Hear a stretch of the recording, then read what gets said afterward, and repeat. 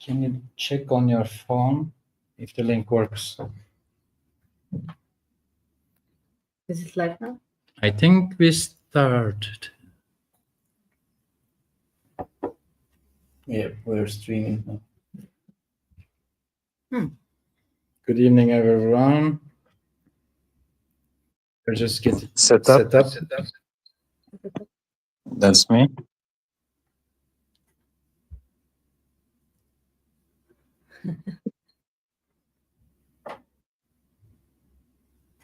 I'm not sure. Okay. So we have this down. So if anybody wants to talk, we'll give you this one.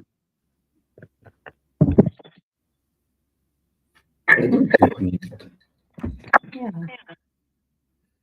The way that we are, It's like the way the camera is, it's just when somebody's talking, it's like that, and it's Okay. good enough. the sound. I'm logging out. Cancel. Yeah, but he doesn't hear it Okay. so much. So where do we start? You're the host. I hope. Can people just say hello if you're online?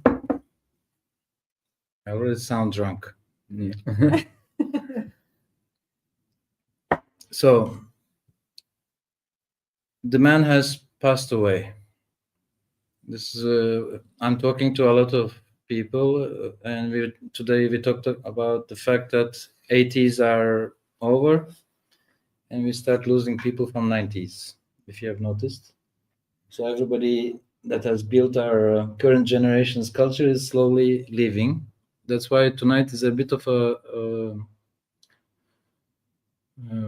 commemoration of some of our most creative artists in the world, of all time, in my opinion. Yes, I agree with you. And the creative stream that we are running here is actually, we are very much interested in the creative process. So we ask ourselves, what is a creator? What do we create and how we do it? And we invited all of you to actually share with us what is your process and where do you get your inspirations. And our master says inspirations are coming from the big ocean of this creative universe that apparently all the ideas are, yeah. Well, for me, it's actually, I think it's the entire civilization is our source of inspiration. Everything that everyone has said is somehow available, whether you are conscious or not. And some of us are very good at pulling things out of that ocean and cook it for us, as Lynch would explain. So as a chef, Yavor, and you're really inspired by his cooking. So you are in the Lynchian kitchen, if there's such a thing. As a chef, how do you feel about being here today and basically being inspired by his work? And you have actually met the guy, so maybe you can start from there and tell us what is your interaction, what is your alışveriş with this master? Yes. Да, имах възможността да се срещна с Дейвид Линч при неговото идване през 2007 година. He has the opportunity to meet David Lynch in 2000. София. 2007. 2007, да. Мога да кажа, че срещата ми с него беше като сън. I can tell that meeting him was like dream. A shock, maybe. No. Surreal. Surreal, yes.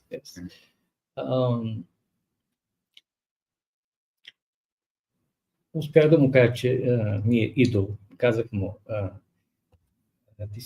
вие сте моят идол. He told him that you're my idol. And he told me just like he was in character of Gordon Cole. Pardon? Pardon? Say it Ако louder. Повторих го. He repeated it. И той ми каза, I'm glad. It happened. You, Yeah. И You're not the first. цялото това събитие ми е като в сън и един от най-хубавите ми спомени. The whole experience was like in a dream state and was very beautiful memory. I can imagine. Имаш ли възможността да говориш с него повече? Не, само And толкова. You couldn't speak with him a lot.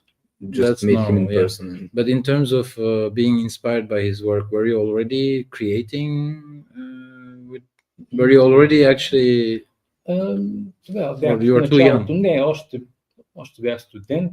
he was student at the time. Нямах още никакви изложби тогава. На 22 бях. Show us your 22. VHS and tell us the story of your VHS. Да. It's the holy relic. We should create a Lynch church, a chapel, and Мислех, put it there. мислех по-късно да я покажа в връзка с това, което съм донесъл, Okay. което съм подготвил да Okay. говоря, но мога и да започна с нея. Do you want to show it now or maybe later? Whenever you want, whenever you Yeah. feel like. Добре, сега може би да поговорим за Линч или за... Do you want him to So- speak about Lynch more?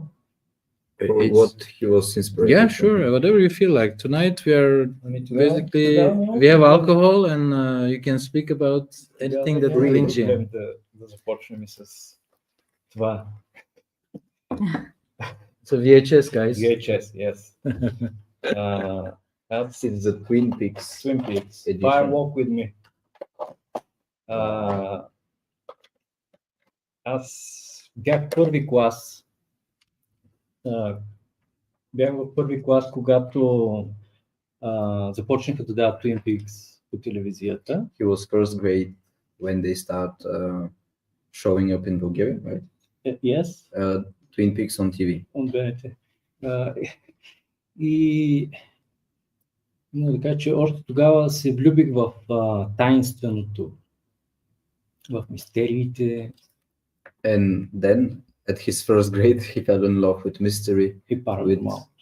secrecy, with paranormal activities and Mhm. stuff like that. The Lynch world. Mhm. Do you think Lynch is that paranormal? Would you Yeah. put him in that category? Yes. Twin Definitely. Peaks определено е, както и изгубената магистрала и Razorhead, може би. Yeah. Lost. I think he used the word. Somebody was using the word dimension. That when once you're in the red room, you are like in another dimension because you have the goosebumps, So you are actually in a scared state of. Да, много силно въздействие имаше върху мен точно последния епизод. Very Twin powerful Peaks. influence. The last episode. With the red room? И малко, yes. Yeah, because it's kind of a destiny situation. The Yeah. very last one, basically, the agent has to make a decision. He's even has to prove himself that he's actually good. Yeah. And last second, he hesitates and he loses И everything. малко след като излъчването на сериала свърши, се здобих с това. Sometime after the series stopped stream on TV, he found that tape. И мога да кажа, че съм я гледал сигурно повече от 100 пъти. Имаше He watched it more than 100 times. I believe you. имаше период, в който си я пусках. Тогава бях около 6 годишен, 6-7. Young kid, 6 years old, watching. Така че Twin Peaks, мога да кажа, че е изиграл ключова роля в формирането на мирогледа ми. Twin Peaks was like cornerstone of his creativity, world viewing. In terms of creativity, when we are young, we do a lot of imitation. Like we have your tree in the red room, Mhm. the neck. Basically, what was your first imitation of Lynch? And that which was your, let's say, icon? Red Room, for example. Не мога да кажа. He couldn't Мисля, tell. че Линч, както и не само Линч, всеки един от хората, които са ме вдъхновявали някога, но може би да, Линч особено много присъства по някакъв начин в всяка една от работите ми. It's not just Lynch, but all the people that inspired him in time give something small to his artwork. But like Lynch is the biggest It wasn't influence. just Lynch. There was others. Yeah, but he is my main inspirator. But what was the first one? Do you remember? Where you said, First artwork? yeah, like you said to yourself, I have to enter that universe as a maker, not just as a viewer, but also to add something to that body of creativity. По-късно, вече когато бях по-голям, Later in the years. когато гледах Mulholland Mulholland Drive, тогава бях убеден, че трябва да уча кино. After this movie, he decided he The had blue to box. study. You have seen the blue box Cinema. and you said, what's going on? Yes. За мен това е учебник по режисура. This is like a textbook for director. I think You can learn this from is it. why for me, he's really the master, because watching, it raises so many questions, but actually his work is an invitation actually to kind of enter a symbolic dimension. Yeah. And everybody has his own interpretation of his Exactly. work. Yep.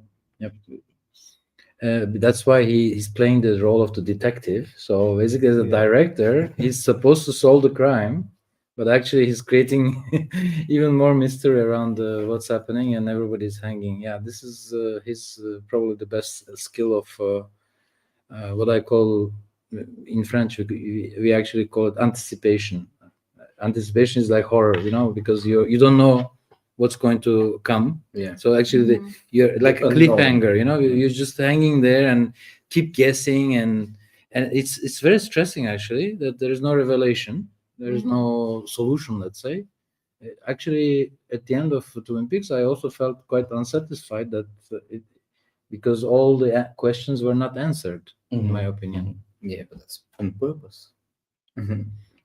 Well, this is what he's in a way feeding to us, not just let's say brilliant creativity, but also this hunger, thirst for mystery, and to keep it let's say more in a, how do you say, almost quantum. It could be that or it could be this, but it's up to you to make the interpretation. Multiple possibilities, and you choose your own version of it. Yeah. Would you like us to come back to you? Maybe do one round with everyone? How about yourself as an actor? And you're pretty young. Are you familiar with Lynch's work, and were you ever inspired? The inspiration is what we are looking for. Yeah. Well, I fell in love with cinema with this type of DVDs and cassettes when I was a kid, because we have a neighborhood DVD store in which I can rent. And at that time, I didn't really know much about Lynch or didn't have any specific like movie. But later in years, and when I start to study acting and watching more, searching for movies, I find it a few times, and I was like, wow, is this what people do around the world? Like movies and cinema and series, even, because it's like huge thing when you watch it, like all the episodes for 1-2 days, and like, wow, it's like huge brainstorming. But you already knew that you wanted to be an actor. Yeah, at that time. And as an actor, let's say, inspired me more. Yeah, he even influenced some of my writing, because I find out that I'm very curious about mystery, about what is truly happening in human mind, and why we decide to take. Well, that's what the Red Room is actually. It's your psyche in a way. Yeah. Why are you choosing that? Do you think about the consequences up ahead, or you just made something on your intuition, and then you're like, oh, I shouldn't have done that, and But stuff like that. But you would probably hate to work with him as an actor because basically, apparently, he writes nobody knows what's going to happen next, so he doesn't give them the script. There's no script. I Yeah. think in many cases he explains that they were actually what they're going to shoot. They were just deciding it. Oh, it's too hot. Oh, okay. Let me go and make Red Room. Yeah, So the Red Room came out of touching a car in the parking lot. Yeah. but that's kind of He was process is inspiring for actors also because you have to be on the edge all the time. Yeah. Prepared to try something. To be honest, I don't think it's for everyone.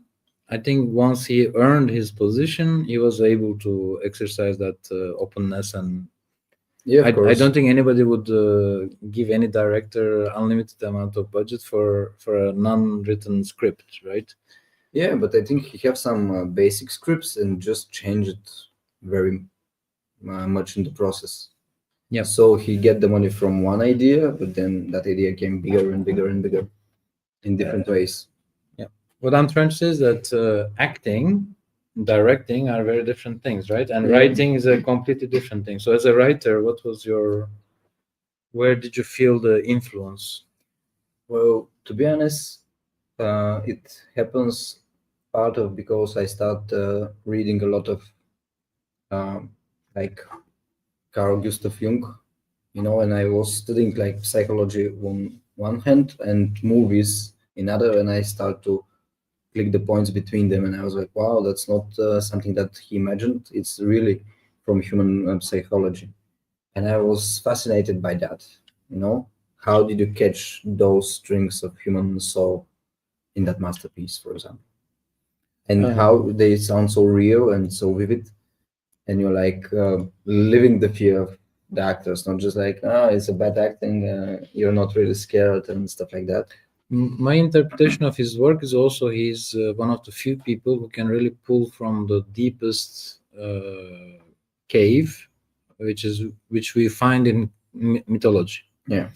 So, for example, the entire Lost Highway is entirely a story of Orpheus. Yeah. And it's basically, I believe he doesn't just come up with an idea. He's really cooking it layer by layer, with very old human dark legends that we have, if you like. Let's call it a legend because he actually says it's all about character and not the story. So Yeah. that's why maybe we are always disoriented because we are so driven by the narrative. And in his case, he just f's with the narrative in a way. Yeah. He doesn't actually is chasing what somebody else has written, right? He's actually chasing how can I bring this let's say primal feeling to it. And we don't have a musician among us, but even the use of music and the sounds, Yeah. this is also something else that I like about him, is that he's so diverse. He's actually thinking of everything that is, I mean, even if it is creating some crazy machine noise or some noise, just noise, for him is a tool. Yeah, everything is mixed very well done, very well cooked, and that's his masterpiece class, so to speak. And let's not forget that originally he's actually a painter. Yeah. He studied filmmaking, but he's actually originally a painter. That's where he started, I think, earlier in like almost college. Yeah, I think most of the directors that became very famous and very successful have something else on hand, and they combine those things together. And I think the same is with David Lynch. He just started painting with people and with camera, but in his head, he had the bigger picture. He was telling the story how he first, for one exhibition or contest, he decided to make a moving picture, and that was his start of making movies there. Mhm. He just saw some the light, how it's moving his through the painting or the canvas, and he said like, "Oh yes, a moving picture." Well, movies. Yeah. Yeah. Well, good thing is that actually not good thing, but because you actually know about Lynch only from what you watched, right? In a way. Yeah. My feeling, let's say, my intellectual arrogance is to think that I actually understand what's going on. Mm. In your case, what I want to say is this: there's a entire literature of books and reviews, and even his own testimonials. I don't think they are the true Lynch. There is a very strong intention that he's hiding pretty well. So I think he's pretending that there is no story, but there is. What do you mean? We'll maybe find a chance to talk about it deeper, but piece by piece, basically, this is why a lot of critics love Lynch. He's the exemplary Lacan practitioner. So film in all the film studies, they study film theory by Lacan, which is basically a lot to do with symbolic, and basically we separate in this kind of work the real and what you see. What you see is not what you get. Yeah. It's not in reality. You don't have that. Strangely enough, when you meet the person and he starts talking about his work, he talks like this kind of Texan cowboy that is just talking to you about apple pie, but apple pie is not apple pie. Yes, apple pie is good. He says it's delicious, but the work, the art is not about. It's not a cooking class, It's not about the piness of that. So he separates the. So what we see is purely symbolic. I think there's nothing to do with reality. Yeah, but nothing to do with reality. It's a pure form of art, in my opinion. but that's symbols. You accept them like in your form of reality, where I recognize that. Yeah, but if you look at the work of most other directors, filmmakers, for them the symbol is a reference. Yeah.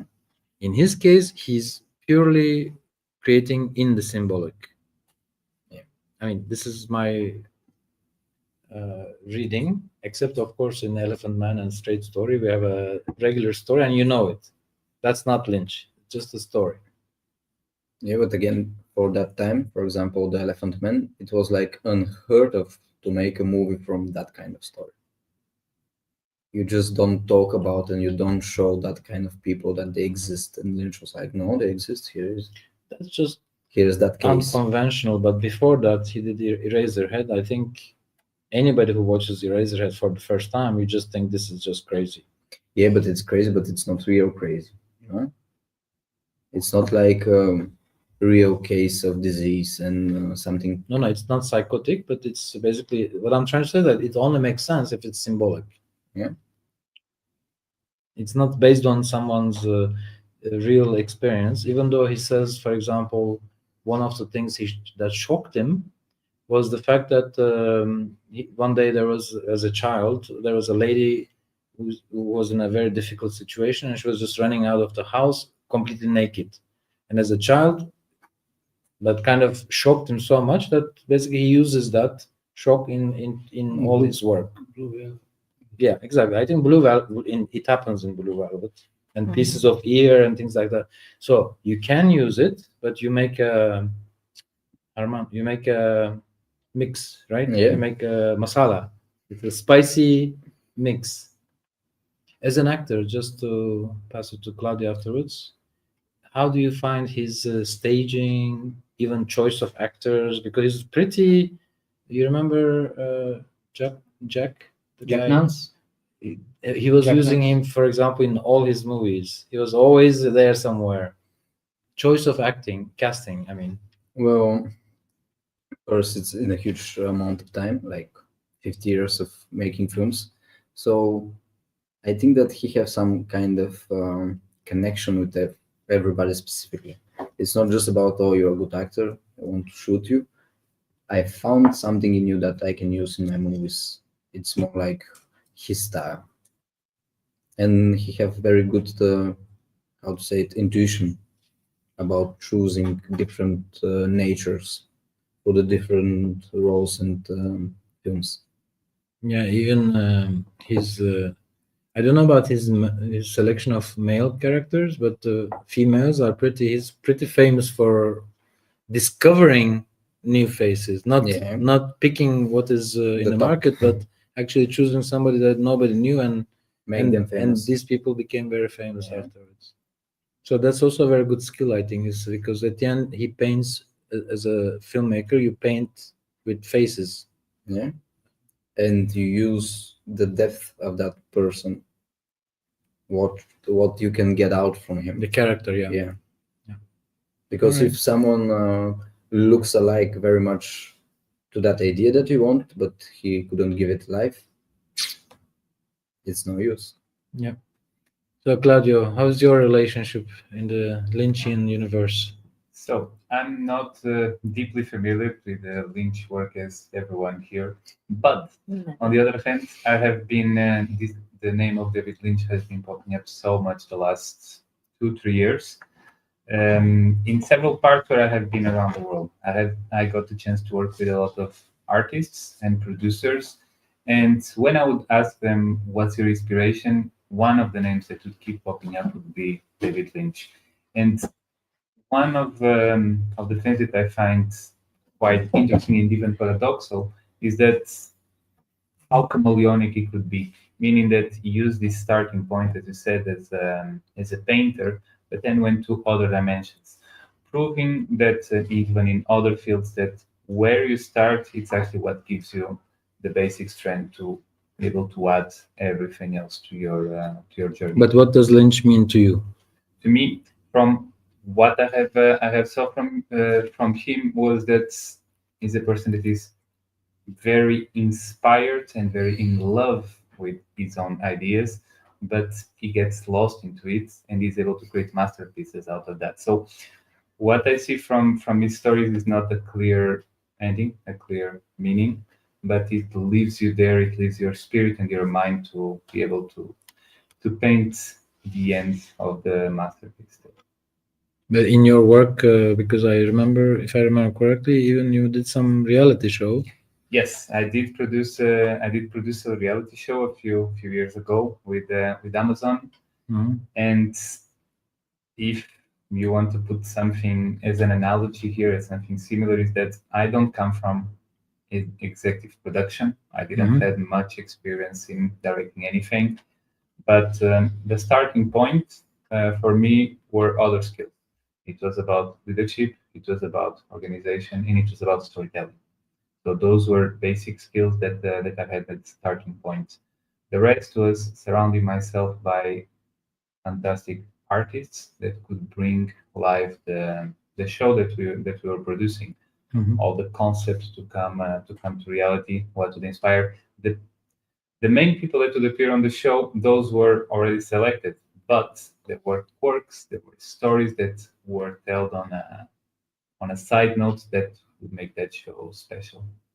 We will keep you as a control group here. So you're the least Lynchian person here. So you will keep us sane and honest. Take us out from the red room when needed. So Lydia, the lady of reds and blues. Yeah.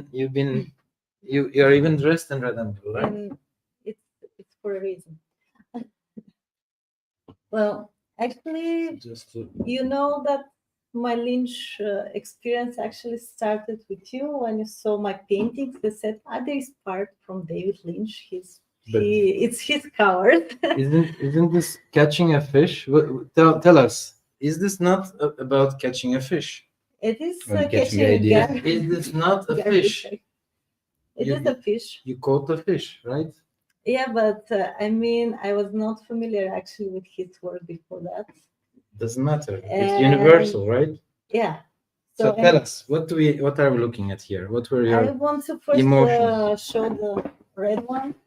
Actually, they're made for very specific topic. There, ecology topic they started as. But the thing I wanted here, because it was the summer, last summer I made them, it was really hot. And I usually love the summers, you know. But this summer was somehow scary, the heat, and everything was dry, and some river was dry. And I just wanted to represent that heat and that sense of danger with the He colors. says he invented Red Room also in the He- same way. yeah, He was Then in I the parking saw the lot. interview, It and was he so hot. and he touched the Oh, Red Room. yeah, and it is the red and the hot sense, gives you some sense of danger, some sense of Health. uncom- Hell. yeah, uncomfort, because they look on the first side. I usually my paintings on the first look they look colorful and pretty. On the second look, But I think that I want If them you to go feel deeper in the water- uncomfortable. which Something which like- color you prefer, the blue or the red? I like the combination of those. see. Actually, I fell in love with this combination, but it was from a book with the church paintings there. Mhm. And when I saw this, it's very typical for Orthodox paintings. These colors, this, very Not only Orthodox, No, every. Well, But basically, there was some specific combination of very old church painting with very bright blue and red, and I was like, that's the combination. It's amazing. you know very well Botticelli, right? Yeah. But most of his, Venus and Primavera, all these things are influenced by actually Filippo Lippi, and basically the work is about very natural things, Mm. But there's Navarola, Mhm. this fanatic, how is it called? Inquisition guy who goes to Florence, Mm. and he manages to convert him back to religion from being so fancy and painting very, how to say, almost pagan images. Yeah. He converts him into very religious, and his last works of Botticelli are just huge figure of Maria Yeah. with all red. Oh, red. The whole dress is one color, Yeah. and then next to her there's another person who's completely blue. Blue. So it's just It's very, very common combination, and it gives you this sense of somehow contradiction, because one is the most hot and the other is the most cold color we have, and they're not complementary colors. How to say? well, these well- are the ultra red and ultra. I mean, these are the hottest and the coldest colors. Yeah, but I mean the opposite of red is green. It's not. Well, it doesn't do justice It's to not color blue, theory. but The in the color emotion, theory. the emotion But is the emotions- opposite. Yeah. In the emotion, this is the most cold. It's like, I don't know, the other, the heavens, and this is the hell, maybe. I guess.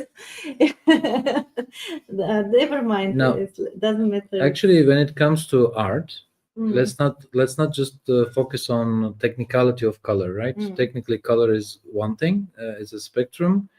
The thing is, in art, there are people who are, let's say,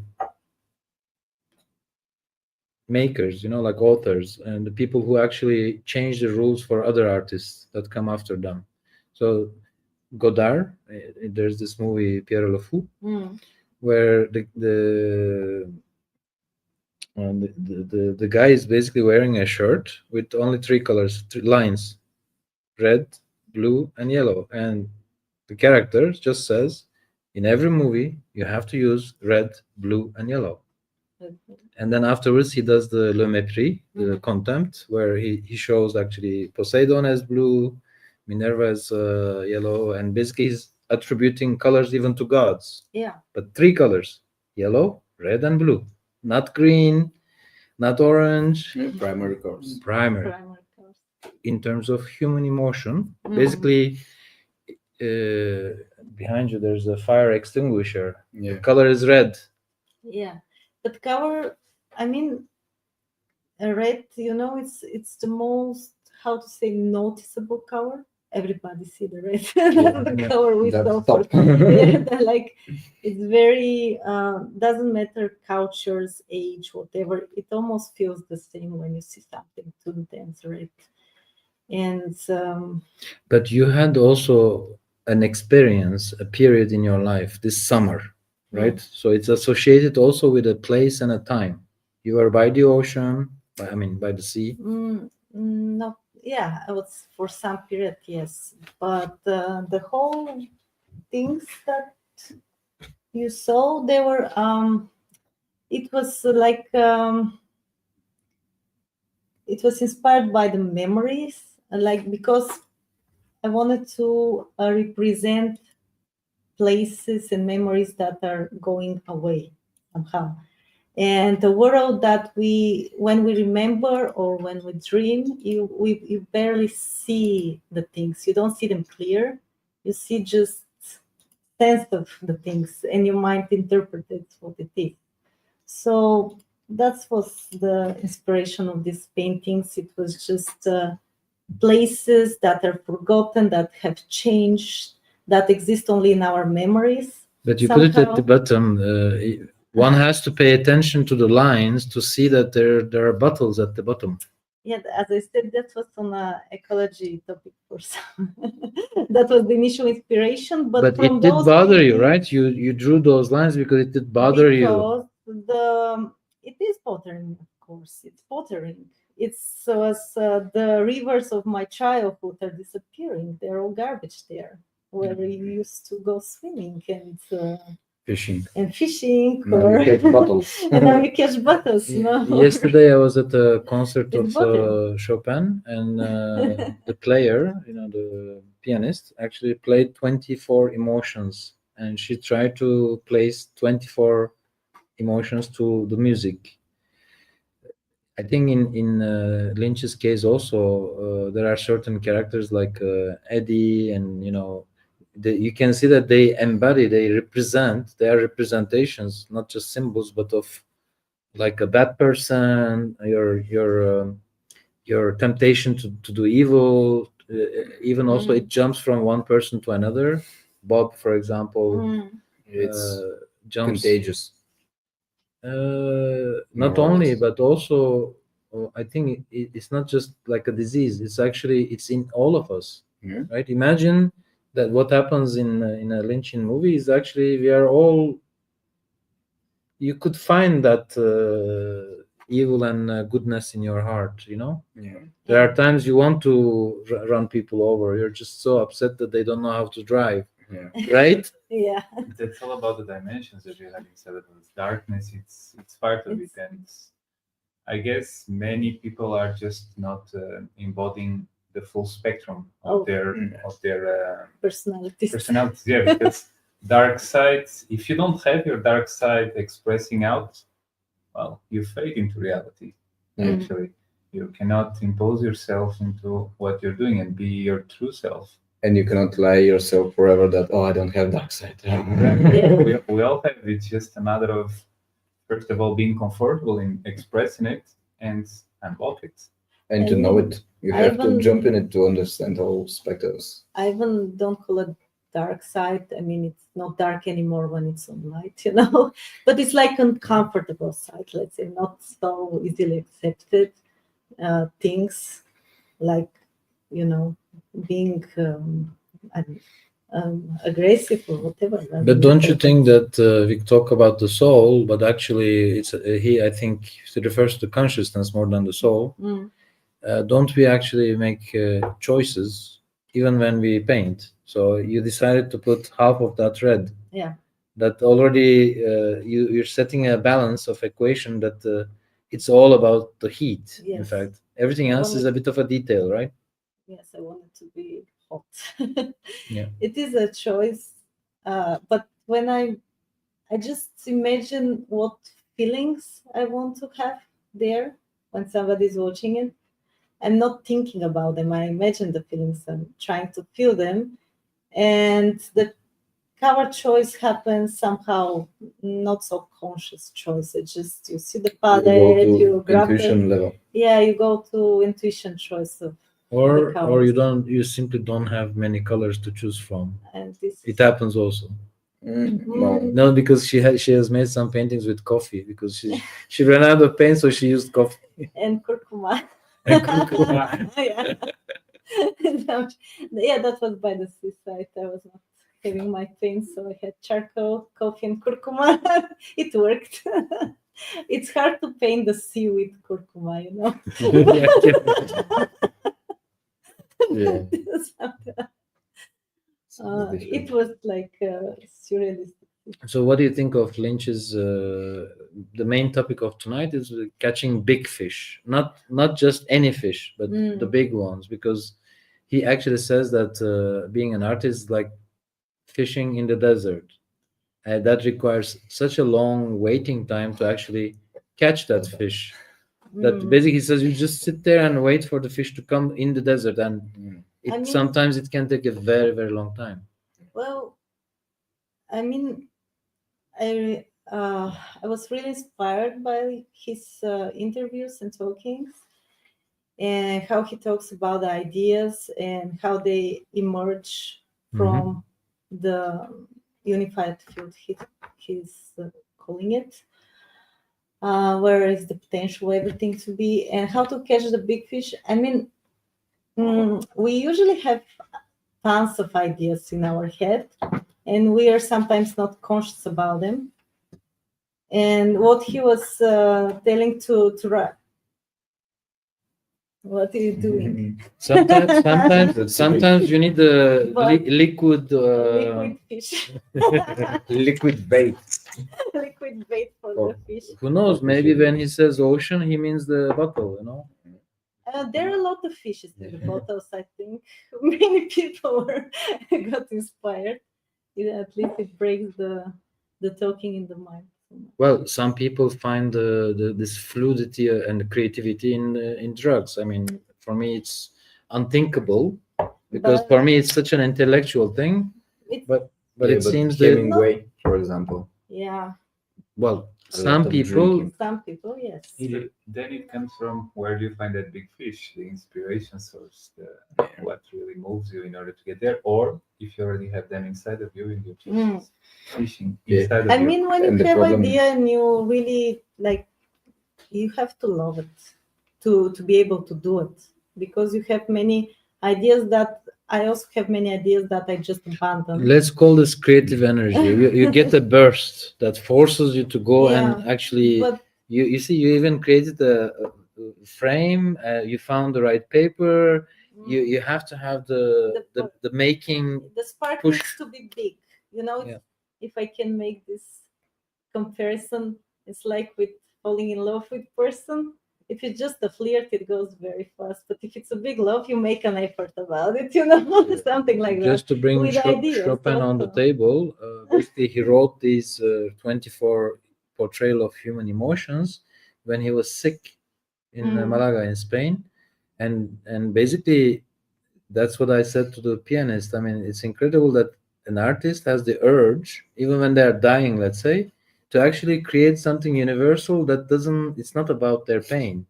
It's about their ability to, I think in Lynch's case, is to translate this unified field and to put it on a frame, on a piece, some keys.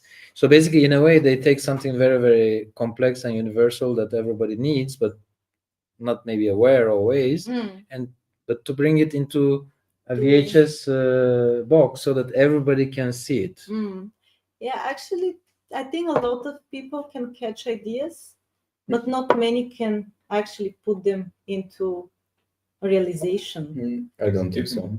I think many people have in the art field, but common people who are working 5 to 9, maybe, not and so many. they're like, oh, I go home, I watch somebody else ideas, not mine. The second big thing is to make it reality. That's the hardest thing in my opinion. I don't want to limit creativity to just art. You know, we can be creative in many other ways. A psychiatrist also has to find be creative, because you work with material that you receive. If you're a priest and somebody comes and makes confessions, right, you're not just going to answer them with something out of a formula or a menu. You have to kind of customize it. You have to make it. But in his case, I think we don't realize, I think you know it, and probably you know it as well, how difficult it is to also do that job. It's like, by the way, he calls it the electricity, right? It's like you're the electrician, and you go to the plug and you put your your hand in the electric and you get electrified, right? Electrocuted, and then you have to say, okay, I'm going to go and explain this to the entire world. Yeah, and to explain something crazy new that never been before, it really takes a lot of actually bravery somehow, I guess. Yeah. Isn't that a little bit what entrepreneurs do on nowadays now? Yeah. Nowadays, Yeah. they are the crazy ones. Well, And an artist is an Exa- entrepreneur. Exactly. You can see that's without why. the business, just entrepreneur. No, you see, Van Gogh one day was a startup, and nobody wanted to invest in his products. Yes, but I Mhm. would say something. I would go a little bit further there. An entrepreneur is not necessarily someone that starts a business. Yeah. It's someone that takes an idea, a big fish, and that big fish Mhm. can turn into a business or can inspire others to Yeah, or impact their lives. can drown you. Yeah, it can drown you there. Also, It can drown If you there, you but can't take it out. like art, entrepreneurial minds need to fail to keep completing the piece. I think this is the most important part of creativity, that you have to burn a few times and to realize that, oh, I've put too much fire on it or stuff like that, because a lot of people are afraid of making mistakes, but in reality, mistake is the true experience. yes, and it's You nice. cannot learn without It's fail. relieving to Yeah. fail somehow. Then you see, okay, I'm not dying from it, so everything should be fine now. Not You just know? not dying. It's like I after mean, you fail, you're like, like am I not really gonna do literally. that, or I quit? So this is the test for. And you can see something even more with the big fire there, is that many failures actually turn out to change the world that we live in. Yeah. And they turn out to be something incredible Yeah. over here. So, as I'm saying, there is a lot of similarities on what does an entrepreneur and what does an artist. I would agree here with Levent that an artist is definitely an entrepreneur, Yeah, I'm at with least on the that. minds. Because an entrepreneur, it's not only what you do, it's how you think, how you inspire. I think they yourself. are triple entrepreneurs, not just entrepreneurs, but 3 times more entrepreneur than anybody in business. It's not by chance that the word entrepreneur comes from the French. The entrepreneur doesn't sell his soul. An artist, in addition, has to put in the work their soul in a way, and that it's actually double exposure. You know, it's also very difficult to be sincere when you paint, but that's the only way. Somehow you wanna hide. Are we going to discuss this now? But- Are you sincere or not? No, but I find it very difficult. But you sometimes. have But to that's hide. your own You have to secret. hide yourself a little bit, right? A little bit, but then you cannot do anything that is not sincere. It feels shallow So, well, this is somehow. I think So that's the you moment just for your- expose. no. I hear you. I mean, I always before I write something, I pull back, right? You because you are exposing yourself, and you pull back almost immediately, and maybe hide it a little bit. This is another side that I really like about Lynch. I think he's He's the very- biggest thief. Mhm. I will talk about why, and also the biggest disguiser. He's really disguising the concept. Basically, in most cases, his imagery is so mysterious because Mhm. he talks about the apple pie, you know, but Yeah. actually, He's not okay. do you remember? You haven't watched it. Basically, there's a murder, and they have to find and they have to brainstorm about it. The detective comes and gives a stone to everyone, and they have to throw it to a tree. And if they hit, that means you got it. If you miss, that means it was false. If you hit, that means you got it. This is how intuition also works. That when you hit, you know it, right? Mhm. But hiding things. For example, this whole Kütük Hanım, the log lady. Yeah. She's the one that actually kind of reveals what everything is about in a way. Mm. First, I think that in reality, this is our biggest problem. There are so many veils. We have to unveil the first veil so that we can see more behind. And then you have to unveil that one also. And there's one more, Mm. right? There's layer by layer. Actually, truth is never like a stone. It's not like a cactus. It's really hidden behind so many layers. And you start, but then you see that there's even more. Yeah, and the more deep you go, the more there is. That's why I really like that. Actually, in most of his work, things are revealed and every time the revelation leads to another secret. Mhm. This is amazing how he does it in a It's like a journey. yes, Yeah. but he's the But I without don't an think end. I Yeah, don't without that. I don't It's think like there are a- so many filmmakers who are actually hiding the truth from us in a way. Mm. Well, I think he want to inspire curiosity on a different level. You know, Yeah. when you watch, it's not like, this is the story, I get it, Mm. and that's it. But instead, to get inside the story, to think about it, to think what possibilities there are, and to even argue with people, because I And- have this many times with my art friends to be like, no, it's not like that. But let's go back to catching the fish. Well, also cooking being a chef. He used meditation for Mm. this. It's very specific. Well, but meditation. actually, this many, is the many part. ways. This is the part I don't understand about him, because for me meditation doesn't work. So But he used a specific kind of meditation. Transcendental. How yeah, you do but I that? don't think his work is meditative. It's not. It's maybe the opposite, because he shocks. He doesn't. Uh, I'm kind of disassociated with meditation and, let's say, Buddhism, because the idea is that you need to look in the space between the images and not the image. So the real doesn't matter. But in my opinion, in Buddhism, even symbolic doesn't matter. Yeah. That's what bothers I me. think somehow in his movies it's all about the journey, the experience, the feeling Yeah. that moves. It's not about the ending or the beginning. It's not about so The much story. the story, but it's the journey of the story. Yeah, the somehow. transformation. Experience. That The happens, experience. yeah. And I think that when It's like he's using meditation, it's not like Buddhist meditation or yoga meditation or stuff like that. It's kind of his own meditative state in which he find a way. Well, right now he has the foundation that he built for this TM, and basically it is not the thing.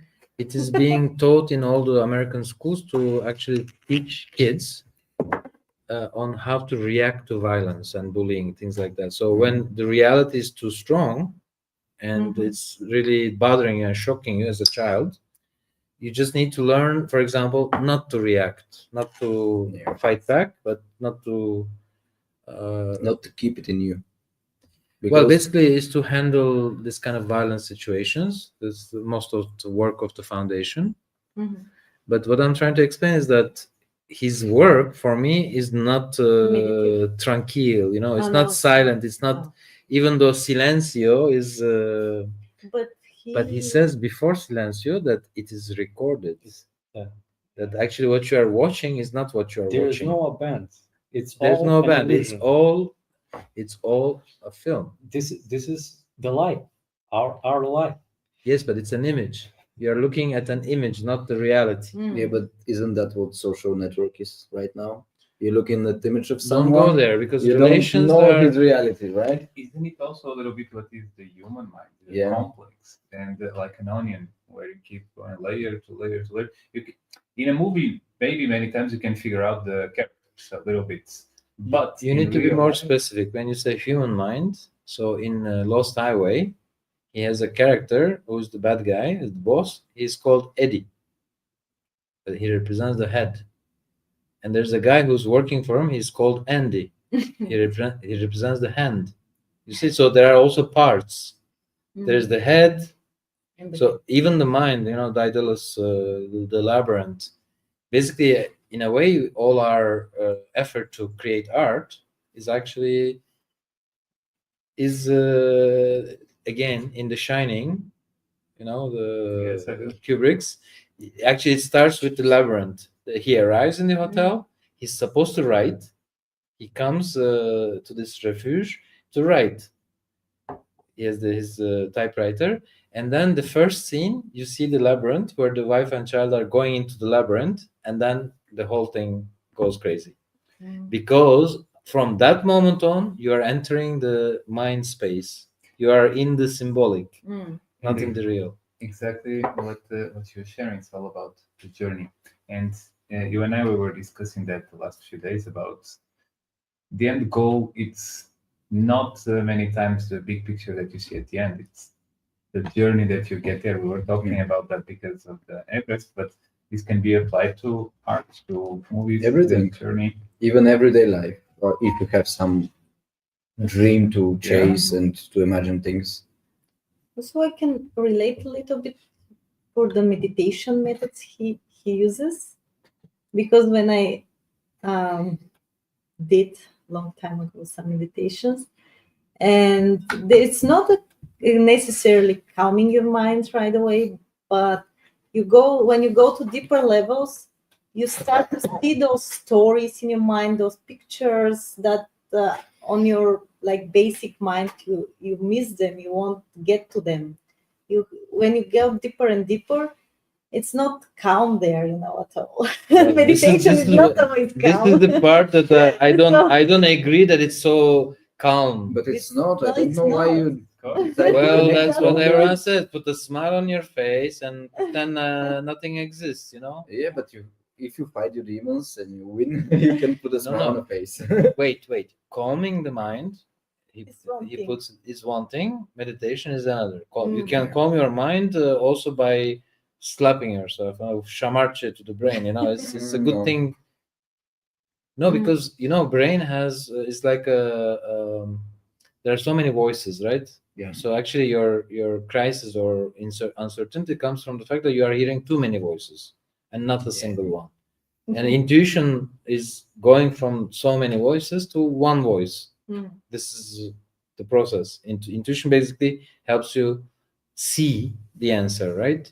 Or whatever you have, you make the decision. But I always wanted to ask, and I always forget. You stayed in Nepal for such a long time. Sorry? You, you went to Nepal, right? To Nepal, yeah. Or Tibet?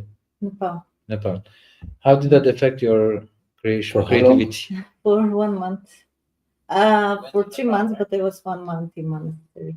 Oh, I thought it was for years. How did Wow. that change your creativity? Do you remember? The whole journey was 1 year. It was also including India. But how was the effect on creativity? I was not creating before that, so it was a big difference. So actually, it completely opened you. Yeah. Yeah, because I got stuck, blocked.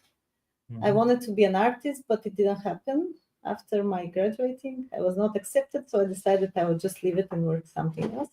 So I stopped creating, and I tried many times after that, and I was just sitting in front of the white sheet, and nothing was coming out, nothing.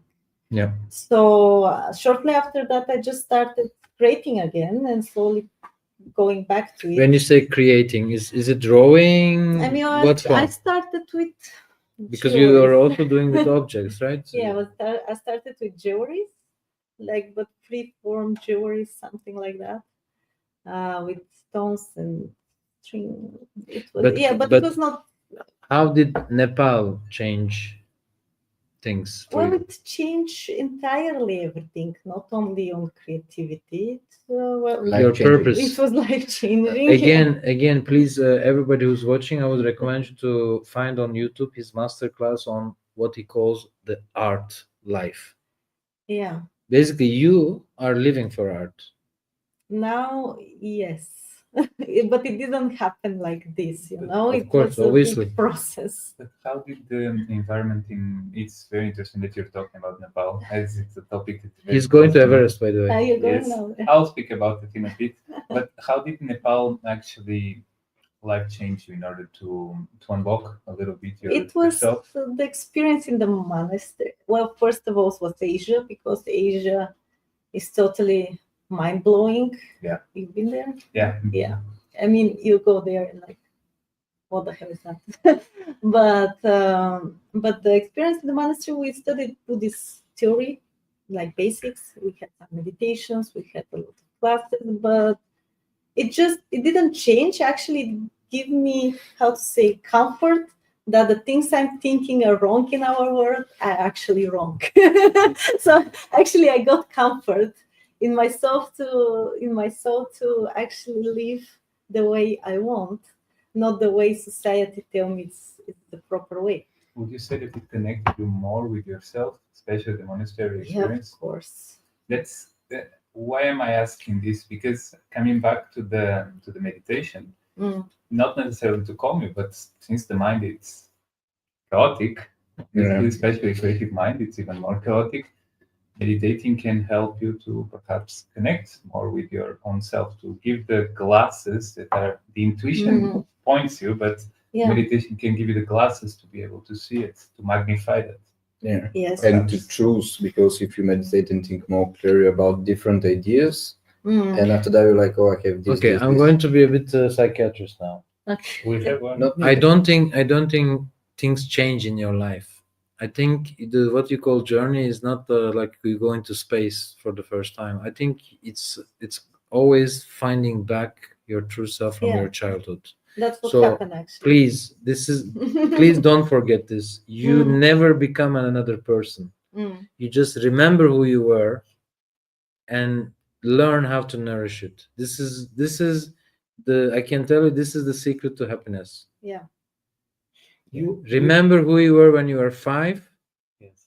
and remember 6, 7, 8. You will see that how far you are from this.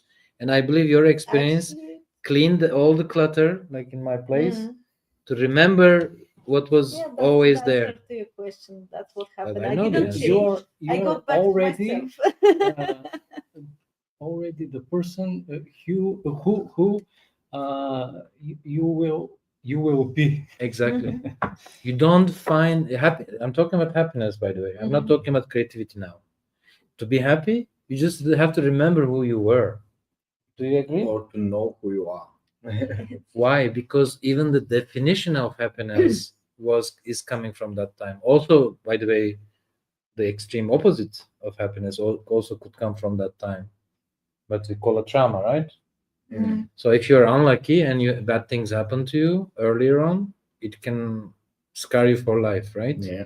What I'm trying to explain is that it's not about work, it's not about having fancy ideas or knowing how to draw. It's about remembering who you were and how happy you were at some point in life. And we actually don't change. There is, in my opinion, same conscious living It's the same within person. us, the same person. There is one part of us that Yeah. never changes. It's like our essence, and we just clutter it somehow because We- of we where even live, forget it. we forget it. Some people forget And it we put so other much unnecessary things on top. that they get depressed and they kept this connection with their soul somehow. Yeah. But the only thing is because it's scary to leave yourself, because we are all different expressions somehow, and we live in certain society that have socially accepted things, Yeah. and your soul is not socially accepted usually. You don't open up but it's for the world and be like, this is who I am, and this is it. Or you're like, I'm sorry that I'm like that, and I'll do what you say. Yeah, so better to be We have a psychiatrist next to me, and we were talking about the science yesterday. The trick here is that scientists can do all the research they want, but they will never be able to find how you find yourself, because it's not a scientific thing. There's no, how do you say, there's no medicine, there is no drug, there is no treatment. Sorry, not even a psychiatric method. It is you. You have to be aware of. I think the best thing a psychiatrist can do is to remove the clutter so that they can see it for themselves. Yeah. So actually, it's not a disease. It's actually What the fuck? No. I think it's It's kind like of being both. lost in the sense that you think other things are important and not yourself. You think But something the thing else is, is important, and if you forget that you're lost and you think that this is the right where way. this is the right place. I don't know why I'm here, but to come back to Lynch, for me, Laura Palmer is another version of Jesus. And basically the whole Red Room and what happens, what gets whispered, and it's basically even the tree is actually a sacrifice, because it's an arm that is cut. It's kind of a sacrificial, it's a kind of a Christian thing going on in the Red Room. in my opinion. Catharsism, Mhm. you know. So this is Yeah. also, I think, Red Room for me is that facing your trauma, Mhm. facing your Demons. Some cathartic. in a very cathartic way, and when you face it, there's no turning back. It's you actually put your pain where your hurt is, you know, Mm. your finger in the. I mean, And you have to sacrifice in your life. Well, this is what Christianity No, tells us. I don't think a Buddhist would say, "I want to I sacrifice don't my." mean literally, but I mean, for example, you have to sacrifice people's opinion about art if you want to be an artist. mm.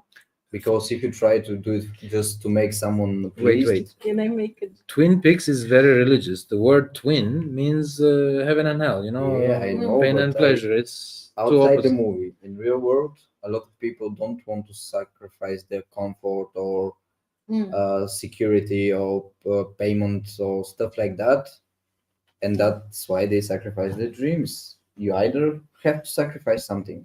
Mm. You have to choose. Actually, this is in Mulholland Drive. The also there's something else that I can tell you in the Bulgarian context is quite important is confidence in yourself. Yeah. Because the moment you hesitate, it's also what happens to Agent Cooper. If you hesitate and ask yourself, "Am I good? Am I doing the right thing?" Hesitation is the worst Yeah, sin you're for not me. certain. Mm. Because that no, it's just that even you have done all the work, last minute you can actually lose everything, Yeah. which is what happens It's to like Agent this. Cooper. There, I just remember this myth about. Doesn't matter. No, what I'm saying- The guy who turned it back to see if his wife is or failed. Yes, Eurydice, yeah. Yeah. Well, basically, this is why what is mythical is actually applicable for everyone. Yeah. Yeah, but I think in the case of Orpheus is that Orpheus. it was obvious because he Mm. stated the rule. The rule is yes, you can go down hell and you can take her back, but you shouldn't look back. Mm. Obviously, He did. this creates the hesitation, right? It's the seed of destruction. Temptation. Exactly. What I'm trying to say is that myths are actually very good guides for us, but they are very obvious. Actually, they're not that symbolic. Mm. But let's talk about maybe we can have like 5 minutes break Mhm. also for our audience. Maybe get some food. We have some things to eat, snacks, nothing, and we can come back and do one more tour. Okay. Yeah. So let's have some food. Pause. But we will be back in 3 minutes. We're just muting and talk soon.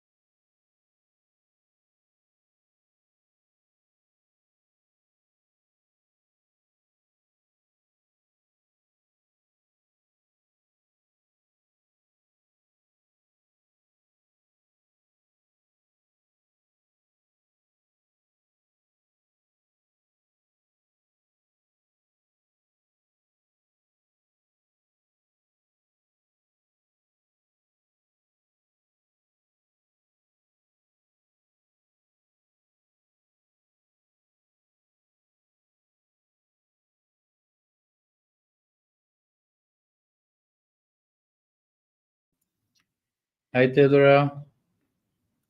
Let's see what she's writing. She's commenting. Thank you, Teddy. We are like the dreamer who dreams and then lives inside the dream. Okay, thank you for this opening. I believe in Asian culture because the Chinese, they believe where the soul is, not in the heart, it's in the stomach. In the stomach, yeah. So let's think where the dreams come from. Явор, where do the dreams come from in your work?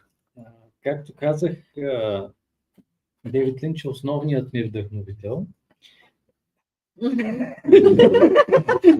Sorry, this became a Turkish I can podcast. help also. Да. So David Lynch was my main Но inspirer. защо? Едно от нещата, най-важното нещо, което съм научил от него е точно това, да следвам безусловно интуицията си. The most important thing I've learned from him is to follow my intuition without questioning it. Но аз не медитирам, за съжаление. But I don't meditate, Затова unfortunately. имам нужда от гуру за медитацията. That's why I need a guru for the meditation. Мисля, че бих могъл да справя сам с нея. Но си имам мои собствени методи за отключване на подсъзнанието. But I have my own methods of unlocking the subconscious. But to answer Theodora, the dream, where is the dream? How do you work with dreams? With dreams, daydreams or Night dreams. Both? Hmm. Or dreams in life in general? I was asking about the journey as an artist. For me, it's a journey into the unknown, right? That's the destination. To go somewhere you haven't been, right? But the dream, I think, is very specific. Like we mentioned, childhood. It could be something. You can show your Да, аз че във връзка с мечтите. да. I'm trying to answer Theodora's question. She's asking us, what do we think about? We are like the dreamer who dreams and then lives inside the dream. Всъщност това е Ние от този цитат, всъщност е от Уни Паша. From there, this quote. Yeah, it's from Alice. Like the caterpillar says, No. are you dreaming? Are you Even the Shakespeare. butterfly who dreams of the. It's from Shakespeare. Shakespeare. Yeah. Well, we are made from dreams, and dream is our whole life.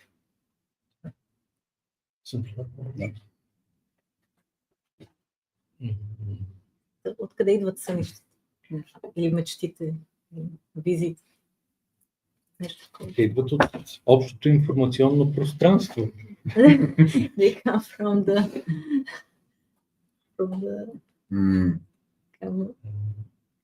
ether, From nowhere. from the No, unified field. Не, Може така да се каже, да. Мисля, че то е същото. Мисля, че това, което той нарича. но за теб конкретно, твоите мечти, сънища, как се образуват? Дали живееш в сън?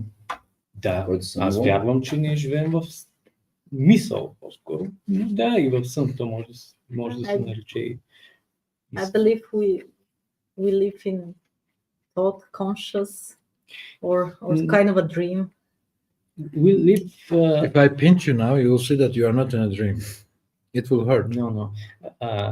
Всичко ние сме и така, ние живеем в сън, в мисъл, но за нас този свят е истински, тъй като ние сме част от него. Затова ще се прибием, ако скочим от 10-тия етаж, защото за нас е реален, но всъщност е илюзия. Translation, please. So we are living in that dream thought state when we are decide what is real or not, but at some point, if you jump from the 10th floor, you get beaten,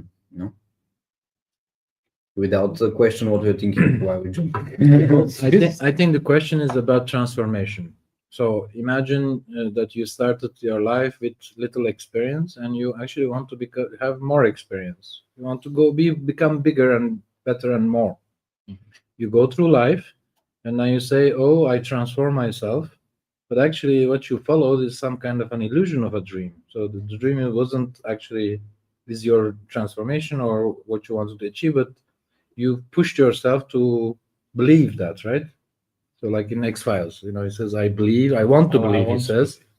So it's actually we want to believe that we are going to get better, bigger, grow up. So this is the illusion that. So finally, the man that you become is not the one that is in the dream. So everything was actually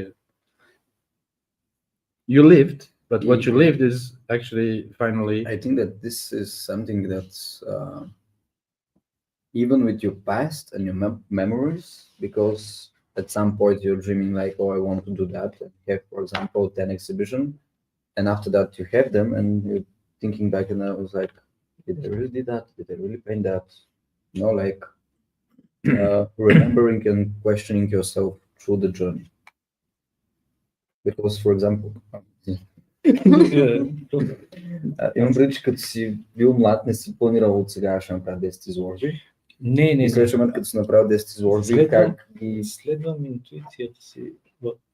Просто се оставям на интуицията си и тя ме води. But then what is intuition then? No, why not? What is intuition? Okay, let's take the real dreams. At night you go to Беше bed. казал, че интуицията е подсказване от Бога. Somebody had Някой вярваш. said intuition is a clue from God. Кажи си първо това, според мен, защото това Добре. е важно. И може да тръгнем и от Понеже него това. Левент ми каза да донеса някои от работи си Levent told и me по-малка. to bring some of my works. I brought one small one. Аз избрах тази поради две причини. Едната е, защото е I chose it for two reasons. малко така, една от по-линчианските ми работи. One reason is that one is more of my Lynchian works. Може би заради дима. Maybe from Which you can. Do you remember the words by heart? Дали спомняш текста на Исус? Не мога цялото да го проведа. Но втората причина е точно заради техниката, която съм използвал. Това е единият начин, по който се служа за отключване на подсъзнанието и за извличане на образи от него. The second reason is the technique I made this painting with. My personal way of unlocking my subconscious. Е автоматичното рисуване. This is the automatic drawing. И втория начин е техниката cut-up. And the second technique is the cut-up technique. Cut-up, която е разработена от дадаистите. And this is the Dada technique from the Dada movement. This reminds me of the petrol station, where the bad guys in the Maybe some Eraserhead baby inspiration. But what is that blackness coming out? The Smoke. Yeah, you remember the petrol station in the Twin Peaks, the last edition? There's this petrol station with the bad guys, with the wood, and they're all black. Woodman. Yeah, they're all black. This is the wonder, and this is the well. Yes. Yeah. So did you dream that? No, it's actually automatic drawing this creature. I follow my intuition. Нарисувах това същество, докато работех по изложбата, която беше с текстовете. I did this creature when I was during my preparation for exhibition with this text, Dada text. И реших, че непременно трябва да участвам в изложбата. So it's like ChatGPT. You wrote the text and you got the image. No. It's in fact. Първо имах образа, докато вече бях почнал да работя по тази изложба. И понеже ми хареса, реших, че трябва да присъства в някоя от картините за изложбата, но трябваше да създам и текст, с който да комбинирам това създание. I first got the image and then I created the text for this one, and I really liked it, and I wanted to include it in the exhibition that I already started preparing. И тогава се появи този текст един ден, след много проби, и реших, че това същество ще се нарича The Flesh, плътта.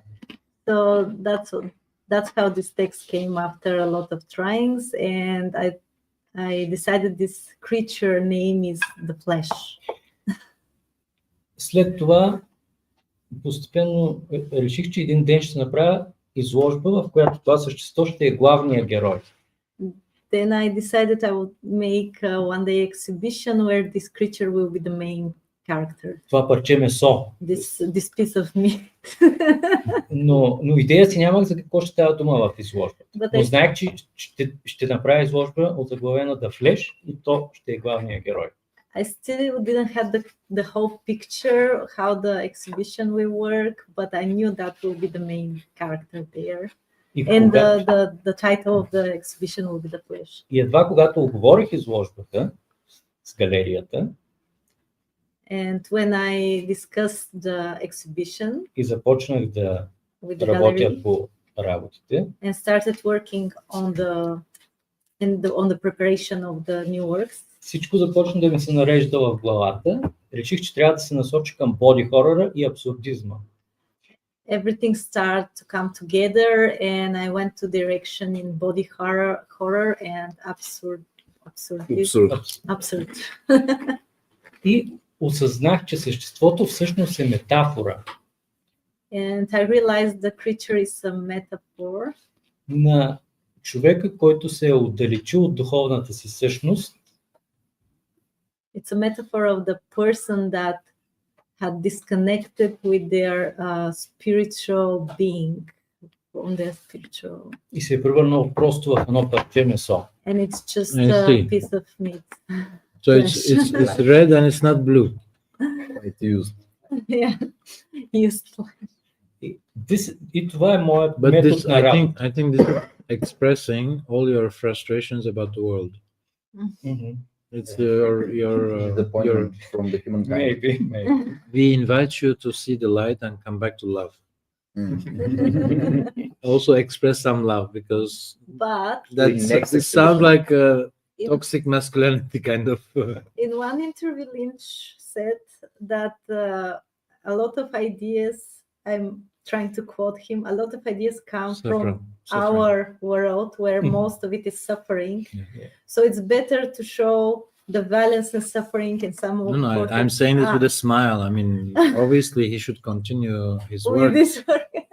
But there's also actually this is the part where I think deeply he talks about meditation, all that, but I think deeply he's a moral and decent and like even religious person. Who? Lynch? For me, I'm telling you, Laura Palmer is a female Jesus, in my opinion. I have a small. Maybe you didn't think about this. Would you agree that Laura Palmer is Jesus? This is It occurred to me 5 minutes ago while talking. I have a small dead body of Laura Palmer in my pocket. Let's eat it. Let's have Eucharisty. Let's have a communion and eat it. Oh my God. This is when she bring it especially for the occasion. This is where they find. This is the beginning of the pilot where they find her on the beach. Oh yeah. Wrapped in plastic. That's funny. And it's pretty colorless actually. It's without color, the imagery. Yeah, she's dead. Yeah, but she looks pretty religious, I would say. I never thought of this before tonight, that actually there is some religion in him, in his work. This is very interesting idea. The parallel between Laura and... Because Twin Peaks is about sin. Basically, Fire Walk with Me is let's go do some sinner man who you're gonna run to. Но щеше ли да мислиш така, ако не беше третия сезон? Would you think like that if it was in the third season? I'm already disappointed in the second because they introduced the idea of a lodge and it becomes a chess game, you know. Win the moral. Yeah, I thought that introducing a kind of how do you call this, antichrist, you know, like your opposite, for me is like a cliche. In my opinion, that part was written by Mark Frost, not by Lynch, the second one. Basically, he complained later that the kind of studio took over the story. Series, yeah. Even at the ending, basically they invent this old man coming to in the hotel, you know. He's basically providing all the answers, like he's distributing chewing gum. He's just trying to close all the open ends, but actually it wasn't necessary. In many of his movies, Lynch explore the duality, the Yeah, duality. the The quality? duality. Thank you. Well, that's what Twin Peaks. I think it's not just duality; it's the the Christian split- duality, the which split- is good and bad, the good and The evil. split personality also in Lost Highway and Mulholland Drive, Inland Empire. That's what we see first, at first. But there's more than that because there's also basically the entire work of Orpheus, Cocteau, is that the passage from this earth to the underground is actually through the mirrors. So you pass through the mirrors to go down to hell. Orpheus goes down, but there's a scene where they are listening on the radio in the car, and it says, a voice says something like, "Let the mirrors shine as much as they shine," or something like this in French. In Lost Highway, the first guy is the musician. He's playing the saxophone, so he's Orpheus. But he goes through the corridor, the red room, deep into his dark side, you know. There's a scene where actually he goes through the corridor, and basically once he's caught, you know, he's put in prison and then switches to the other side. But don't forget the Fred, the young guy that he's transformed into. He falls in love with Alice, the Patricia Arquette, the lady that he falls in love with is called Alice. But his girlfriend is Sheila, which is the opposite of Alice. Renee? No, that's the first part. I'm in the second part now. The woman that he wants to have is called Alice, and the girl that he drops for her is Sheila. Alice, Sheila is the opposite. So it's the choice between having a, let's say, regular normal life or follow your fantasy. That's why she says, "You will never have me," at the end, because she's not her, she's fantasy, basically. Alice, you know. And who is the man with the camera? That's his own consciousness. I mean, his own fear, whatever. His own imagination. Actually, it's justice. He's justice because at the end they kill Eddie together. The sense of justice, you know. Anyway, the point is the mirrors are also important. So duality, I think we only look at two parts, but we don't look at the crossing. The Lost Highway is about how do you cross from one side to the other. Transgression. Transgression. Actually, it's a big word also in Christianity. Sin is actually breaking the rules. I think deep down he's a rule breaker. So in a way, he broke the religion. You know, he broke the morality. He broke duality by crossing one from the other, and also like Orpheus. You see, he's the artist, right? He's the poet. In the Lost Highway, the first guy is the musician, but in the second part, he's fixing the car, and Jack is playing the music, and it's the saxophone of the other guy. Mhm, So there's a mhm. crossing from the two sides, Mm. and it's disturbing. He gets a headache when that happens. Yes. It says, "Turn this off, or it's giving me a headache." Yeah. So my interpretation is this: all these ideas of good and bad and duality, etc., is all in our head. Yeah, it is.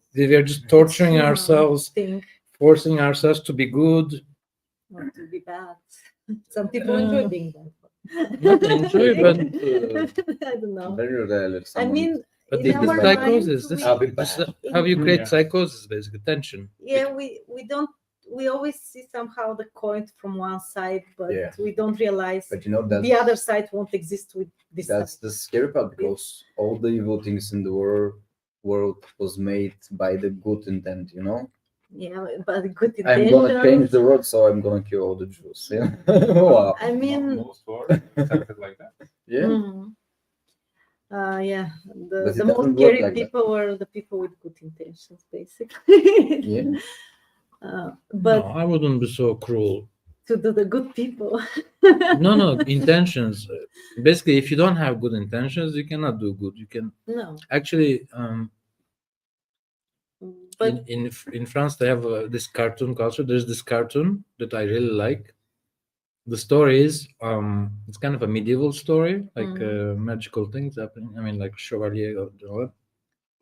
The story's name is "The Good is in the Heart of Evil, and Evil is in the Heart of Good." yeah, This is the title of the entire story. the problematic comes, I think, from we don't really know what it's good and bad in the end. So the intentions Shakespeare. might be good, but There is no good or bad. This is and we Hamlet. don't know. Only our thoughts Thinking, make it. We thinking makes it so. Yeah, because in my perspective, we don't see much. We can know what is good or bad on another level. That's Maybe. love chapter 13, Corinthians. Okay, That's a sample. you're with.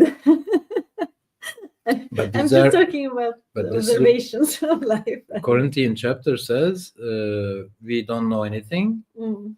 and we look at reality as if through a mirror, a glass darkly, a dark glass. It means a mirror, but the idea is that the mirror in the past was actually a dark thing that you would look and then you would see the reflection. And we don't know anything now, and we will know when we get there. Mm. And in the meantime, faith and hope is not enough. You also need love. But actually, the word for love is not love, is caritas. Caritas. It's In caring, Latin. sort of. Yes. Caring. It's caring and not, let's say, passionate love, but it's caring. Mhm. Well, Well, in you have- Anglo-Saxon tradition, they say actually charity. But Mhm. actually, it's not charity, it's caritas, and it literally means caring. Mhm. Mhm. Oh, you have the two dimensions of love. You have the falling, which you translate with the passion, and then the love itself, the caring, are the more what people call boring or stable, let's say. Passion, it's very hard to keep Madness. it going. Yeah, madness, exactly. I mean, we could see Mad that for love. reflected yesterday on the emotions, on those 24 emotions. Mhm. We could see the big difference between passion and what was represented by love. Yeah. Or care, or caring Care, as well. Mhm. Okay, we have 10 more minutes, 15 more minutes. So let's go around the table a little bit. So after this discussion, what, in a way, what have you learned or what you would consider from his teachings? I actually have a presentation of 10 principles. Maybe we can go through them quickly. Mhm. But very quickly, I will not explain anything, just to get the main points. What does it say? I'll share the entire screen.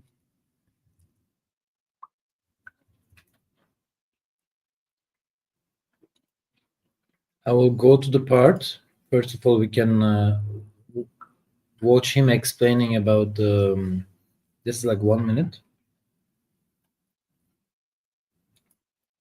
I hope everyone will be able to see it somehow.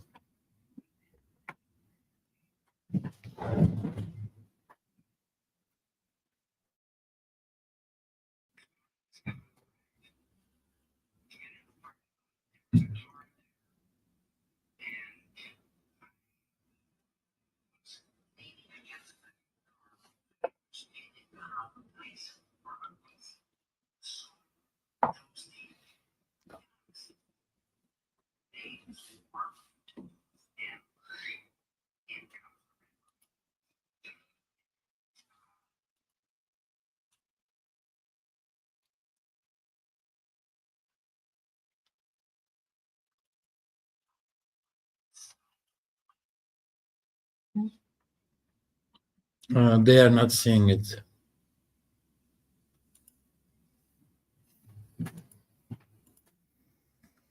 I should share the other screen.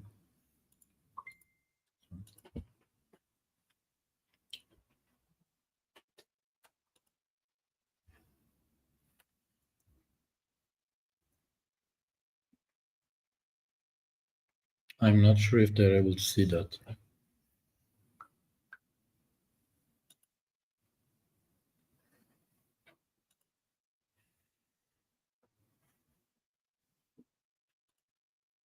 Yeah.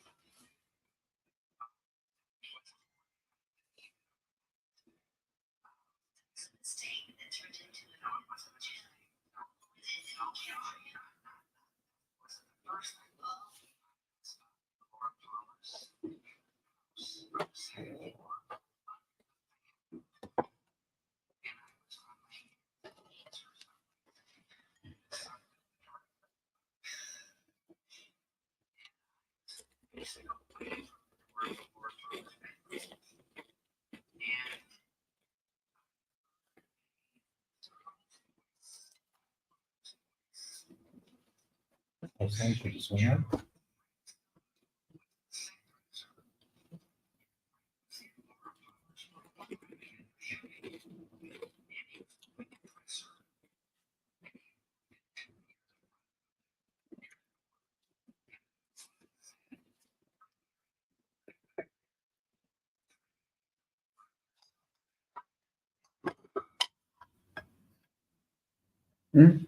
Ты любишь спрятаться? Was that me? Sorry.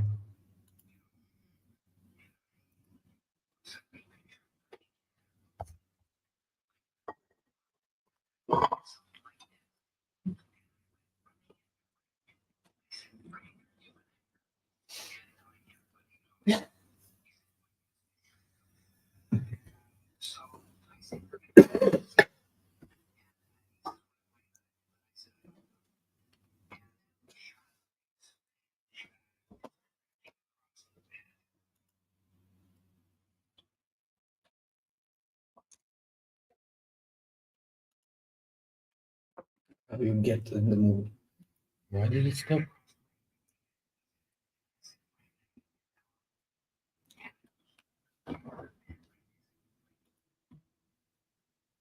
Does it stop? Mm-hmm. I apologize.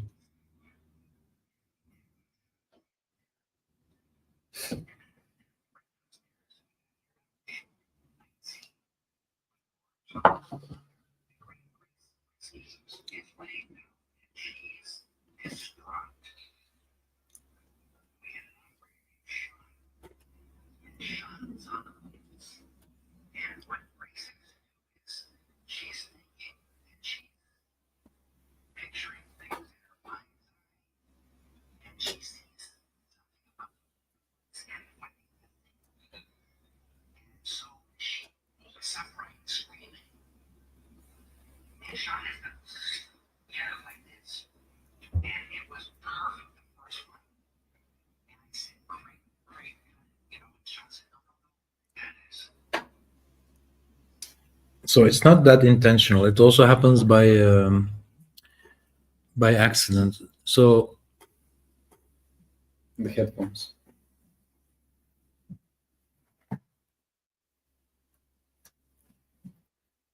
so the first thing is to find this. We need to be very focused and open, but very patient as well, so that we can actually catch the right fish. Also, I think this is our biggest problem, that we can actually catch a lot of wrong fish we don't want. Yeah, we have a lot of fish in the sea, and He also refers to knowingness. So actually, what you find there in the mind, the meditation, is the big ocean is actually something you already know.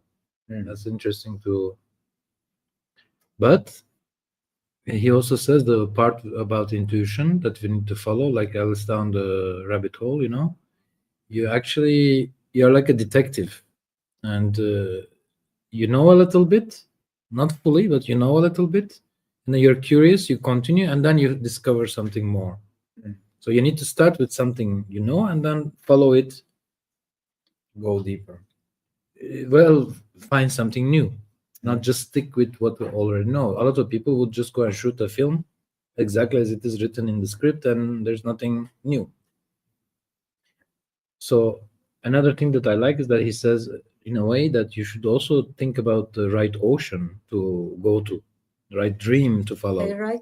I paint them. I have a sketchbook when I sleep next to my bed.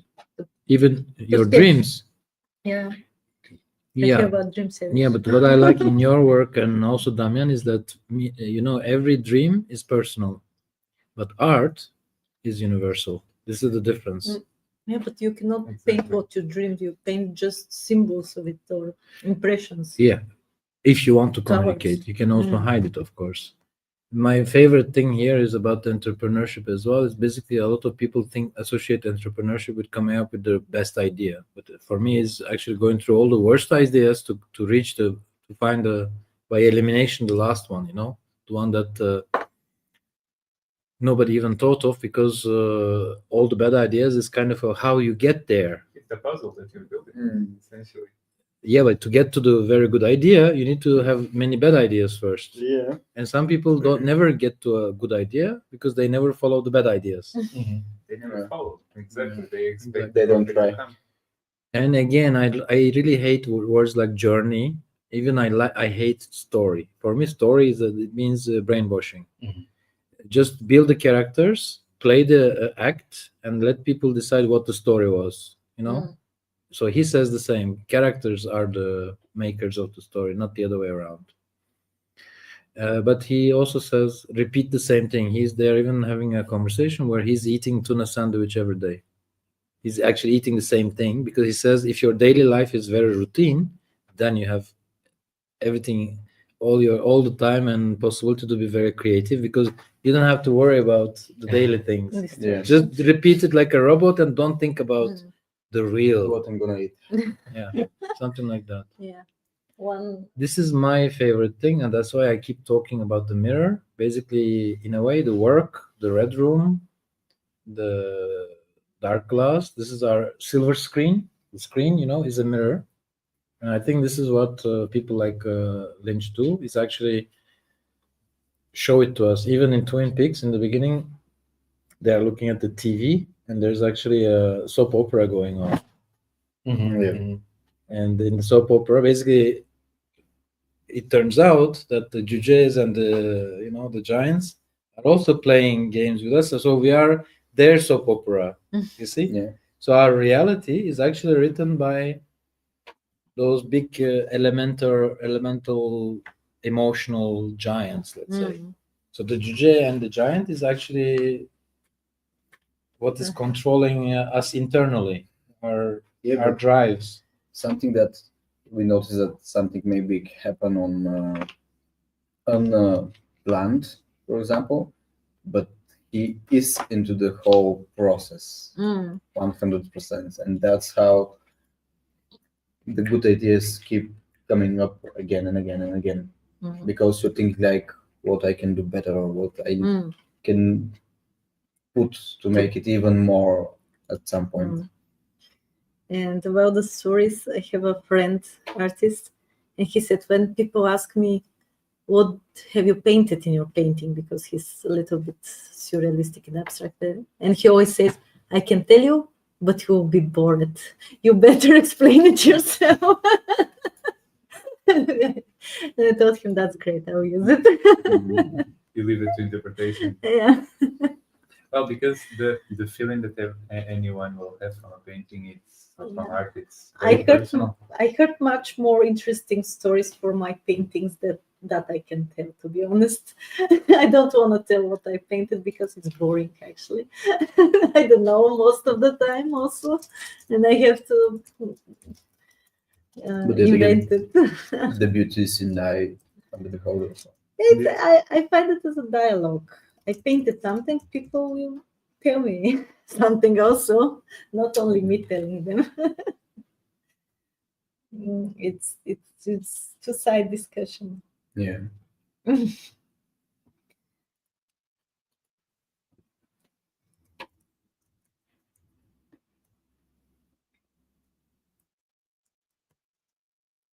So what's next? What do you expect in your work when you get out of here? I think your dreams will be full of judges trying to whisper some truth in your ear, and then in the morning I cannot remember. He also says Write that them down. it's very important to write everything down. Write down. Yeah. That's the magic.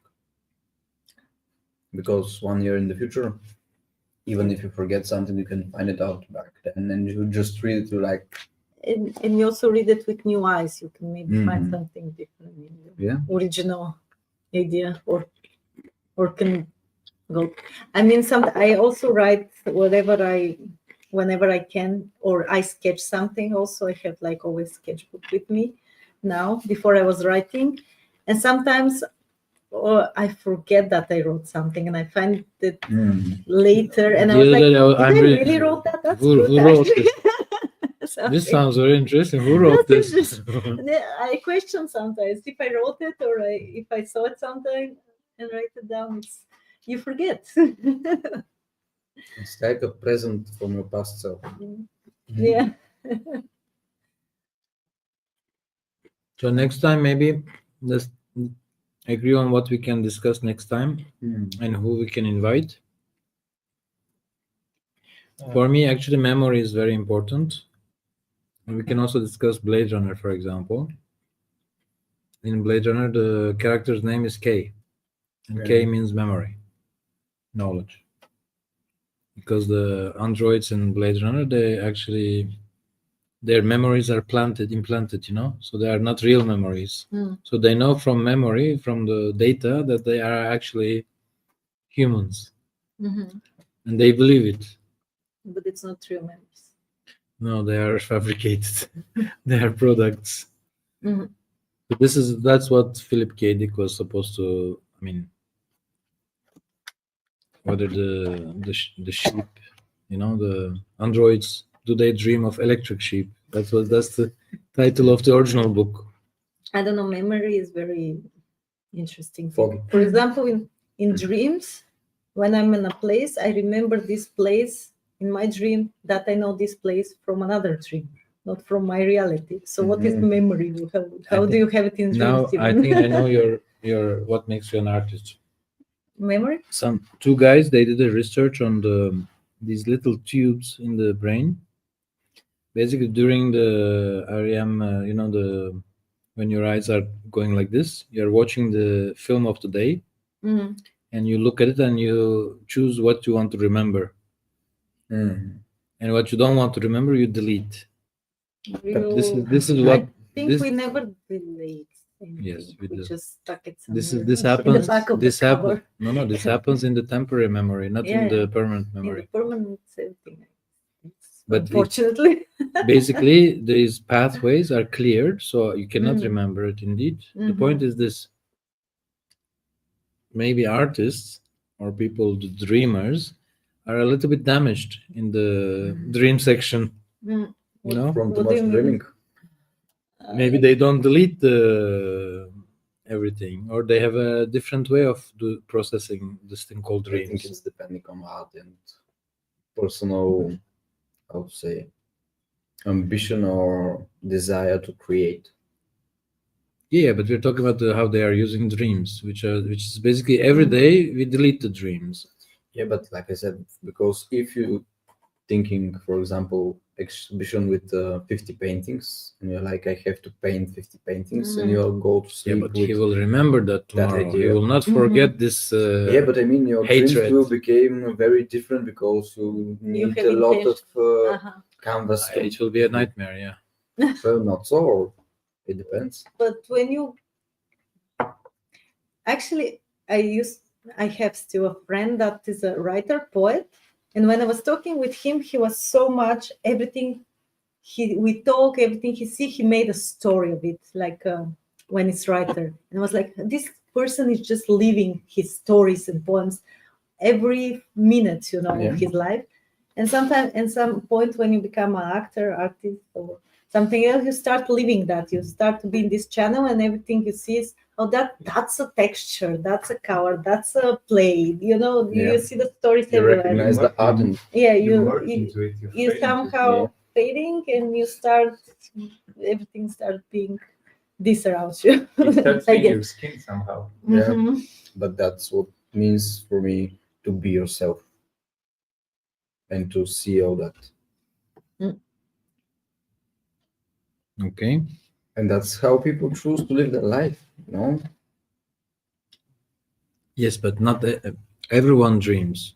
No. Not everyone is an artist. But So- a lot of people are saying, I don't dream, I don't remember, and they'll just wake up and, oh, I'm late. And there is no memories of any dreams in their head. Because it gets deleted.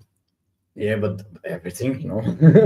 But Your how- whole life. Anyway, the dream in the sleep and the dream in your work is not the same thing, right? Yeah, of one course. is ambitious and the other one is And for just example, processing your sometimes experience. I have like, lucid dreams. Mm.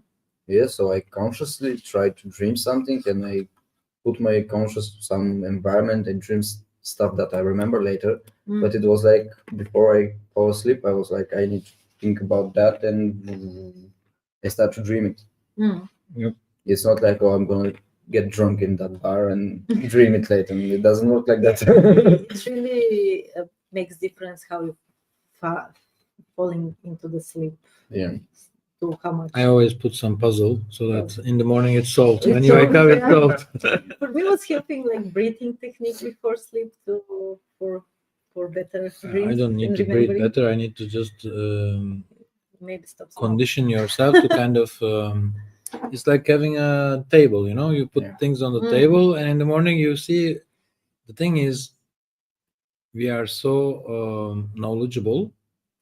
If right now I when I began to talk, all of you check whether this is correct. If it's correct, then you accept it. Otherwise, you reject it. We do the same with our own perception. So we look at the day, something happens, some idea comes, and you say, no, that's not good. But when you sleep, you question that choice, and you say, actually, maybe I was too quick to close Judge. that door. Actually, it makes sense because Are we still live? Actually? Yeah. Oh my God. But we are wrapping up now, and I'm just waiting if anyone has questions. I don't think so, but I just wanted to also make a rendezvous for the next time. Mhm. And if you want to continue this conversation, Maybe we can stress on dreaming and what is intuition, I guess. intuition is one of my favorite topics indeed. And my research says it's like a lightning. Mm. Your brain makes a lightning, and then you hit, and then you don't know how you got there, but you know it's the right one. Shortcut. It's a shortcut of a lot of But it's also, unnecessary thinking. yeah, but it's also, I think we perceive much more information from our surrounding that we process consciously, and the Right now. intuition actually got this information, store it, and then use it in the right moment. Yeah, They- I think intuition is they- something that you can work on. Yeah, and also because we notice make it better. everybody's expressions, temperature, but we don't recognize it, and the However, intuition is just giving however, us there was immediate information. there was a conference in Luxembourg, I think. In the proceedings, there was a lady who was saying, talking about déjà vu. Basically, it happens because you actually remember what you're going to see before you see it. So you Yeah. think you have seen it twice, but actually it's the same thing. So apparently it's a little glitch Yeah. in timing. So Mhm. actually you don't see it. You Foresee don't it. know it. You don't see it twice. You just confuse the timing of when you saw it and when you know that you saw it. So you know that you saw it before you saw it. So it happens that it's like, oh, I already know this. Mm. But it's a little glitch because we process too much information. Anyways, but she Mm. says everybody pays attention to those deja vus that turn out to be right. Mhm. But we also have the intuition to say, oh, I think this is gonna happen. Somebody will open the door now, or electricity will go, or lightning will strike, but it Mhm. doesn't happen. Mhm. So she says we forget that 99% of the time Mhm. we think we saw deja vu, but actually 2 seconds later it doesn't happen. Mhm. That means we are doing this all the time. So it's not like you do it. It's not like some unlikely thing happened. We are actually all the time doing this. We are always second guessing and what's going to happen next. We are all the and time. We are imagining a lot. So basically, we are an intuition machine in a way. Yeah. In a lot of things that we do. This is, I think, also why the most relationships are so complicated. Why? Because they are predicting what the other one will do, and then this goes into And they start to be mad for something that they predict, but you didn't. Exactly. Especially if you're a woman, is very common. these things like suspicion. Actually, I blame intuition for things like suspicion, mistrust. Oh, you always do that. Oh, you always say that. I know what you're going to say. Mhm. That means there's no chance to say something new. Mm. Yeah. I think this is how we mess up our relations also. Because of intuition. Because of intuition. And too much information. Let's not talk of intuition as if it's the good guy. It's also the It bad can be guy. okay. Yeah. Jerks have different kind of intuition. All right. If you became a Okay. We thank you all. Thank you, our guests, and those that are online. Thank you. And Like you I can thought. always write to us. And we are going to follow up with another session, Lynchian or not, we will see. But along the same topics about how do we create, where do we get ideas, where do we get intuition, how we use it. So if you have friends or creators that you think can contribute to this discussion, please write to us. Thank you. Bye. Bye. Bye. I think I should just end. Can you read what it says?